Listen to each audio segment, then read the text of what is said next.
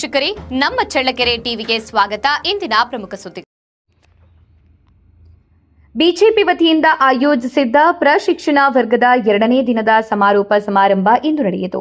ಕಾರ್ಯಕ್ರಮವನ್ನು ಶ್ರೀ ಶಿವಯೋಗಿ ಸ್ವಾಮಿ ಉದ್ಘಾಟಿಸಿದರು. ಈ ಸಂದರ್ಭದಲ್ಲಿ ಚಳ್ಳಕೆರೆ ಮಂಡಲಾಧ್ಯಕ್ಷರಾದ ಬಿಎಂ ಸುರೇಶ್, ಸೋಮಶೇಖರ್ ಮಂಡಿಮಠ, ಜಿಲ್ಲಾ ಉಪಾಧ್ಯಕ್ಷರಾದ ಸೂರನಹಳ್ಳಿ ಶ್ರೀನಿವಾಸ್, ಜಿಲ್ಲಾ ಕಾರ್ಯದರ್ಶಿಗಳಾದ ಬಸವರಾಜ್, ಪ್ರಸಾದ್, ಮಂಜುನಾಥ್, ಜಯಣ್ಣ, ತಿಪ್ಪೇಸ್ವಾಮಿ, ಭರತೇಶ್ ರೆಡ್ಡಿ, ನಾಗರಾಜಪ್ಪ ಉಪಸ್ಥಿತರಿದ್ದರು. ಈ ವೇಳೆ ಚಳ್ಳಕೆರೆ ಮಂಡಲ ಪ್ರಧಾನ ಕಾರ್ಯದರ್ಶಿಯಾದ ಮಿರ್ಸಾಬಿಹಳ್ಳಿ ಸುರೇಶ್, ಜಗದಾಂಬ ಬಡಕ್ಕ, ಸಹನಾ ಲಕ್ಷ್ಮಿ ಸೇರಿದಂತೆ ಮುಖಂಡರು ಭಾಗವಹಿಸಿ ಕಾರ್ಯಕ್ರಮವನ್ನು ಯಶಸ್ವಿಗೊಳಿಸಿದ್ದಾರೆ.